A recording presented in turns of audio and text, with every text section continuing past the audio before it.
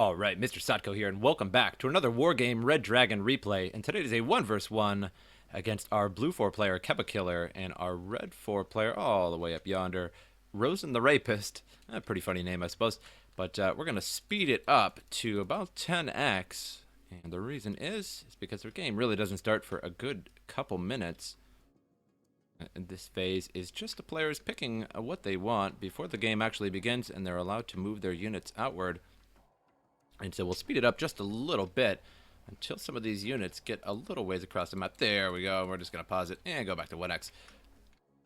Okay, now, so our blue 4 player is spreading out to Foxtrot and Delta, and a smaller force is going out towards Bravo, which is about the same of the red 4, a fairly small force, except maybe possibly a little bit bigger with these MI-24s. And our red 4, a small force in Alpha, and also a small force in Foxtrot, so a little bit more spread out for our red 4 player. But that's okay. We will see how that will work out in the end. And an Su-25 is coming in hot here. Going to launch some missiles at those troop carriers. Stop them cold in their tracks there. Releases the troops a little bit early so that they don't lose them. And these Ka-52 is going to give the blue 4 player a little bit of trouble. And going to be launching missiles as they come up. And it looks like it doesn't actually have any anti-air on that side. So that's going to be a problem for him. Now in the center, going up through Delta, has yet to bring a CV out. Just have left his one CV there. But the red 4 player has an advantage, a +2 advantage, because he did bring an additional CV out to Alpha, which is probably why he's a little bit more spread out due to the cost of that CV. But that may actually help him in the long run because he does have a +2 advantage. Now over on the right side, this is where a slightly bigger attack is coming through from the blue 4 player, and it looks like he may actually push out the red 4 player soon enough, as he has Martyrs and a Leopard, a very heavy tank moving forward here. There are some things in the trees here. We have the BTR and Igla here, but that is an anti-air, so it's not really going to do too much to the tank there. But he's going to back it up just in case there's anything in there that's going to stop him. In the center here, we have the blue 4 player, and he has got a defensive position set up here right across from Alpha, and this is typical for this map. Just get a defensive position here and hold it until you have a big force for later on, and then you stream into Alpha and take it and try to take out the CV, which will typically win it for you if you're on this side. Now over in Bravo, it has been successfully taken entirely by the red 4. And with that, he can bring a CV up here eventually when he has a few extra bucks to send one over there. But he has to wait just a little while, as he's probably strapped for cash. Now over on the right side, still a battle going on over here. It looks like the blue 4 actually got pushed out of the town a little bit. And it's just, you have a strong advantage when you have your troops in a town. And so that's going to be a little bit tough for him. He does have anti-air set up here for the red 4. He could be pushing in. He needs a little bit of recon here so that he can start to see some of these things. And then he can use his air power to actually take some of this stuff out. Come in with an Su-25. And we'll see what he's going to aim at here. And it looks like it's going to be taking out the anti-air there. A very good choice indeed. And the anti-air didn't even get a chance, as the Su-25 came a little bit too quickly there. Now bringing over the helicopters, the attack helicopters, over this way to help deal with some of the blue 4 units on the right side. But a Mirage is incoming, and looks like it's going to be dropping right on these Spetsnaz, and there's only one left in that squad, so he probably will actually lose those Spetsnaz. But he moves them out just in time. That was actually a pretty clutch move, and moved them out just in time so they didn't get napalmed. In the center, still a stalemate going on for the most part. We have Jaeger infantry and Flak Panzers now moving forward. And very good against infantry here. And in the town, though, they do have that defensive advantage, so it's going to be a little bit. And those VDV-90s do launch that 105mm heat rocket and takes out those Flak Panzers. Left side still untaken by the red 4. But that just means he can take it later, and he does have a +2 advantage, so he really doesn't need to take this. Still, blue 4 has not taken Delta, is choosing to just now build a CV and then bring it into Delta here to even up the score, which will stop the score in its tracks here. And at least stop Rozen the Rapist here from gaining additional points towards victory there. Now a battle going on with these Jaeger and BTR, but the VDV and the BTR both firing on the Jaeger from both sides here. from a little bit of a rather a parallax angle here, and forcing these Jaegers back. And they are stunned though, and he's trying to get them back, but they're in a stunned position, so it's very hard for him to move them while stunned. Now another tank coming up here, a Keeler. I believe that's what that's called. BTRDs still firing at those Jaegers, and they're trying to get out of sight range there. Could bring up these commandos just a scotch there towards the edge and actually get a hold of those BTRs with those 84mm heat rockets. Could take that out easy enough. Now the Blue 4 has taken Delta, which has stopped the point income for both players there, as it's now even 0-0. Anti-air is moving up. Not too much air in here to really deal with, but it's going to need it for the future. Ka-52 moving up too with its recon, and we'll now be able to start to see some of these tanks and commandos inside of this.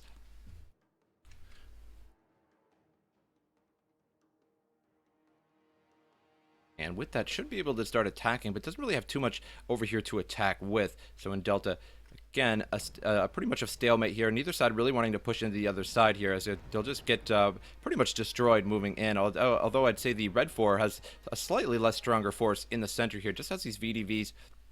Now T-72A coming in. And that TOR also moving in. Over on the left side, still a stalemate here as well. Nobody really able to push forward here. The Red 4 with a commanding position on the left side, just now taking Bravo with that +1 advantage because he does have more territory now. Jet moving in, and we will see what its target is, but not able to target anything on its first go there. A MiG now is moving in on that Super Etendard, rather.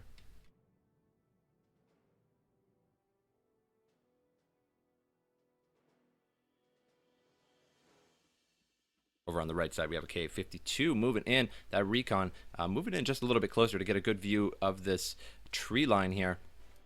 Sees that there's probably only commandos in there, but can't see the back here, more than likely.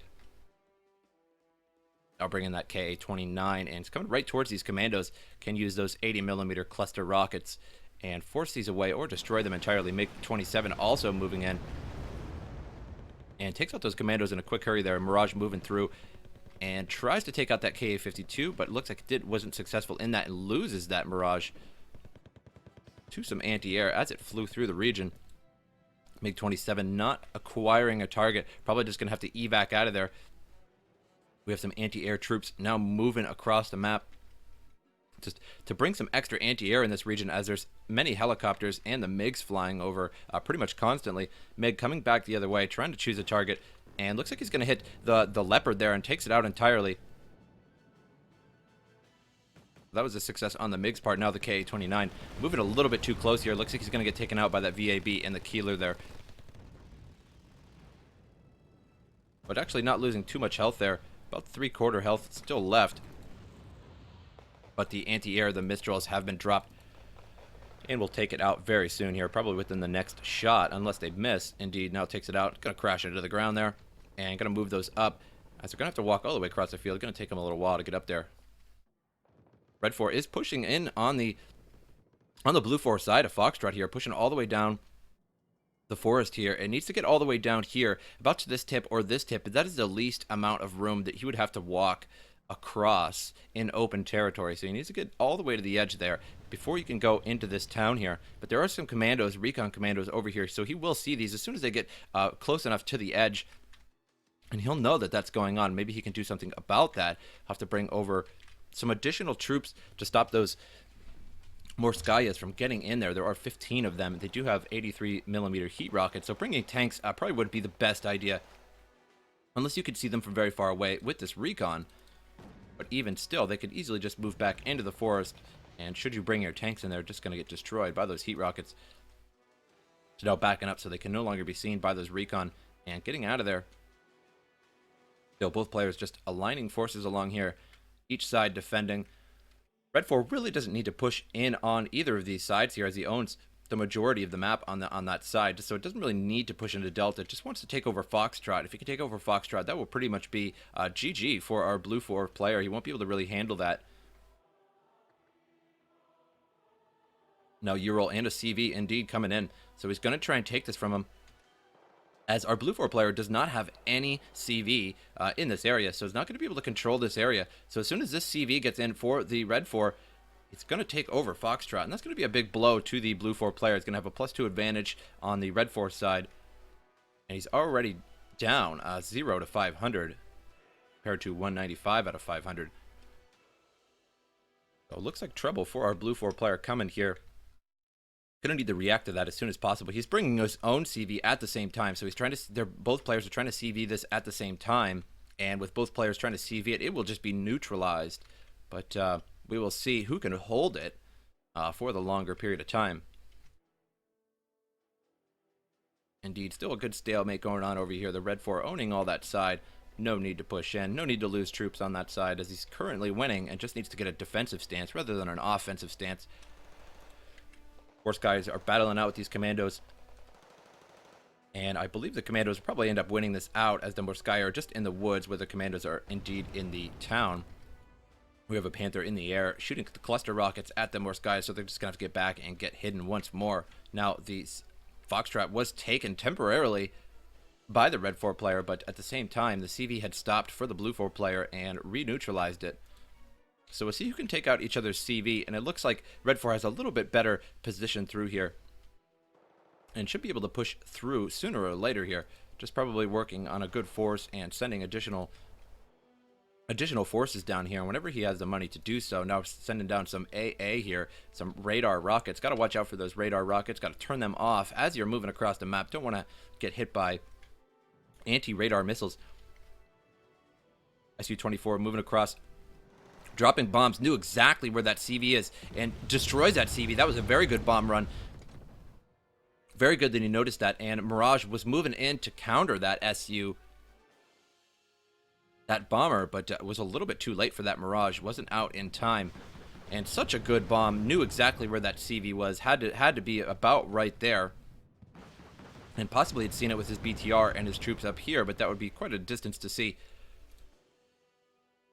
Panther's still floating in the air, but only has one cluster rocket left, so it gets taken down by those Iglas there with the infrared rockets.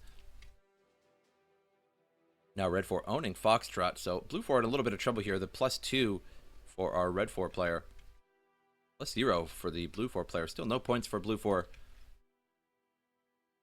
and a pretty steady and pretty strategic game so far. No players making any crazy moves really there. The Edendard takes out some forces along that forest, but ends up getting destroyed itself in midair there. Fall back to earth. The Su-25 was moving out, and the Meg was also moving out to try and handle that anti-air there, and the Mirage is now moving out. Going to try and get that Su-25 down. See if he's able to do it here. But he is running directly over red 4 territory here, so there's going to be a lot of missiles incoming his way, and has to evac out of there. It does take out that jet, though, with the Mirage. So not too bad there. Now we have a couple Leopards moving in to Foxtrot from the blue 4 player. And Leopard's a pretty good tank. Also, as new CV is moving in, probably going to put it in a different place this time. Wouldn't want to put it in the same place and get bombed again. Su-24 is out on the map, and it is seeking a target here with its 250 kilogram bombs. And it's definitely trying to find another CV from the blue 4 player, because he knows another one has to be coming sooner or later here, as the blue 4 player pretty much has to re-neutralize this at the very least. And that Edendard gets destroyed by that Osa and the Iglas, both firing at the same time there, and loses that. Drops those 250 kilogram bombs right on the commandos there, but doesn't do too much. Actually, most of the bombs are missing and hitting just above them. So those commandos sort of lucked out there, neutralizing Foxtrot with that CV. And we'll see how long he can keep that neutralized again, and see if he can bring up his Panthers, his Leopard there, which are pretty much Panthers. As I believe the Leopard is a German tank. Indeed, a German tank. A very good one at that. This particular Leopard doesn't have too much armor, the 1A5, but still a decent tank. in its own right. T-72 also firing back here. A little bit more frontal armor than the Leopards, but there are 2 Leopards here. So going to win out on that just from the fact of sheer firepower. MiG now moving in, giving a little bit of protection here. Has some anti-radar missiles there. MiG also moving in, but nothing to attack. Now the Mirage coming after the MiG there. See if you can take it out before it gets actually evac'd off of the map there. And doesn't look like it. No, indeed. Gonna live there for the day. Osa moving across the map. Perhaps could have fired at that jet moving across if he had been on attack. I'm not sure. The range was probably a little bit too much for it. 3,150, maybe. K-52 now moving across the map. It is a recon chopper, so he's going to be able to see the CV very easily as soon as he gets within a mild range of it, really. And he probably sees it already, but the missiles are firing at it. They are all out of missiles. That is very unfortunate for them, as they're not going to be able to fire on that Ka-52 again, and he probably did see that CV. So now he knows exactly where it is. Once again, I wouldn't be surprised to see another bomber coming in. And indeed, the Su-24 already coming in, and probably going to drop bombs right here and try and take out that CV once again.